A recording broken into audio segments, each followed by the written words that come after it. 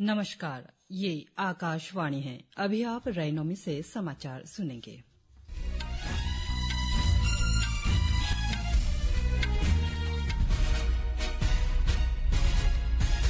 पहले मुख्य समाचार।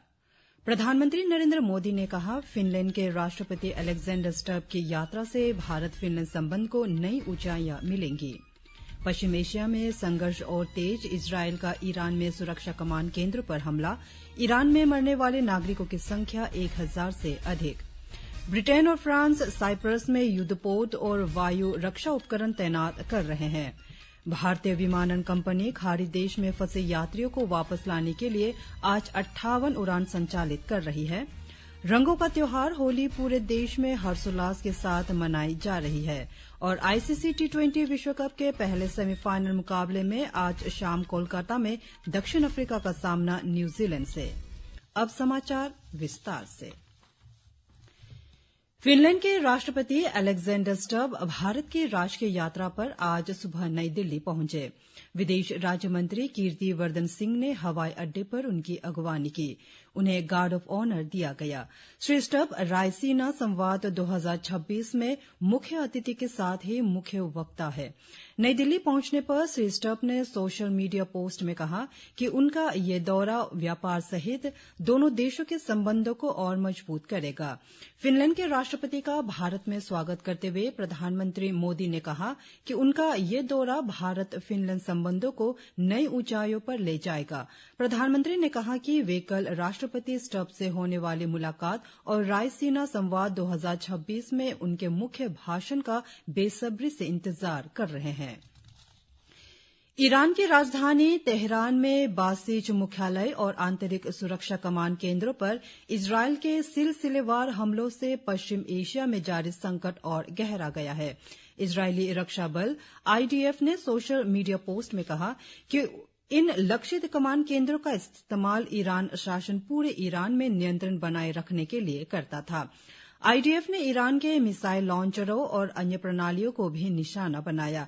इजरायली वायु सेना ने भी सोशल मीडिया पोस्ट में कहा कि वो ईरान की वायु क्षमताओं पर हमले जारी रखे हुए हैं और वायु रक्षा प्रणालियों का संचालन करने वाले ईरानी सैनिकों को मार गिराया है।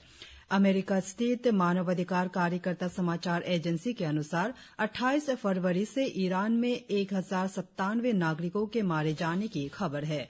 इस बीच पश्चिम एशिया में ईरान और अमरीकी इजरायली संयुक्त बलों के बीच चल रहे संघर्ष के दौरान साइप्रस पर हुए हमले के बाद ब्रिटेन और फ्रांस साइप्रस में युद्धपोत और वायु रक्षा उपकरण तैनात कर रहे हैं। सोशल मीडिया पोस्ट में ब्रिटेन के प्रधानमंत्री कीर स्टारमर ने कहा कि ब्रिटेन साइप्रस और वहां तैनात ब्रिटिश सैन्य कर्मियों की सुरक्षा के लिए पूरी तरह से प्रतिबद्ध है। फ्रांस के राष्ट्रपति इमानुएल मैक्रों ने भी फ्रांस के विमान चार्ल्स डी गोल को भूमध्य सागर में ले जाने का आदेश दिया। इसके अलावा अंतर्राष्ट्रीय परमाणु ऊर्जा एजेंसी के महानिदेशक राफेल मारियानो ग्रासी ने कहा है कि ईरान द्वारा परमाणु बम बनाने का कोई प्रमाण नहीं मिला है। सोशल मीडिया पोस्ट में श्री ग्रासी ने यह भी कहा कि ईरान के पास हथियार बनाने की क्षमता के करीब समृद्ध यूरेनियम का बड़ा भंडार होगा और निरीक्षकों को पूरी तरह से पहुंच देने से इनकार करना गंभीर चिंता का विषय है। पश्चिमी एशिया में जारी संघर्ष के कारण फंसे यात्रियों की आवाजाही सुनिश्चित करने के लिए भारतीय विमान कंपनियों की आज 58 उड़ानें संचालित करने की योजना है। नागर विमानन मंत्रालय ने बताया है, इनमें इंडिगो की 30 और एयर इंडिया तथा एयर इंडिया एक्सप्रेस की 23 उड़ानें शामिल है। मौजूदा स्थिति के कारण भारतीय विमानन कंपनियों की 1221 और विदेश एयरलाइंस की 388 उड़ानें रद्द हो चुकी है। यात्रियों को हवाई अड्डे पहुंचने से पहले संबंधित विमानन कंपनियों से उड़ान की ताजा स्थिति की जानकारी लेने की सलाह दी गई है। विदेश मंत्री डॉक्टर सुब्रमण्यम जयशंकर ने कहा है कि म्यांमार का स्थान भारत की 3 प्रमुख विदेश नीतियों पड़ोसी पहले, एक्ट ईस्ट और हिंद प्रशांत महासागर क्षेत्र में प्रमुखता से शामिल है। नई दिल्ली में सरसों बेकाम साहित्य केंद्र भवन के उद्घाटन कार्यक्रम पर डॉक्टर जयशंकर ने कहा कि ये केंद्र भारत के घनिष्ठ द्विपक्षीय संबंधों का प्रतीक है। उन्होंने कहा कि सरसों बेकमान केंद्र म्यांमा के शास्त्रीय और लोक साहित्य के संरक्षण तथा अध्ययन में सहयोग करेगा। उन्होंने ये भी कहा कि ये केंद्र म्यांमा की विरासत को नई पीढ़ी और जनसमूह तथा सुलभ बनाएगा। दोनों देशों के बीच सहयोग का उल्लेख करते हुए डॉ जयशंकर ने कहा कि म्यांमा के साथ भारत का जुड़ाव जन केंद्रित और मांग आधारित है। उन्होंने ये भी कहा कि निरंतर सहयोग से दोनों देशों के बीच व्यापार और जनसंबंधों में वृद्धि होगी। श्री जयशंकर ने इस बात पर जोर दिया कि भारत ने कोविड महामारी और अन्य प्राकृतिक आपदाओं जैसे कठिन समय में म्यांमा का हमेशा समर्थन किया है। डॉ जयशंकर ने इस बात की पुष्टि की कि भारत एक समावेशी म्यांमा के नेतृत्व वाली और म्यांमा के स्वामित्व वाली शांति प्रक्रिया का समर्थन करता है।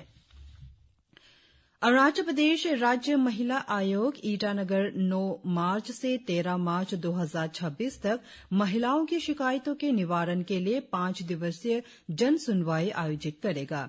ये सुनवाई पापुहील पापुमपारे जिले में स्थित APSCW कार्यालय में आयोजित की जाएगी।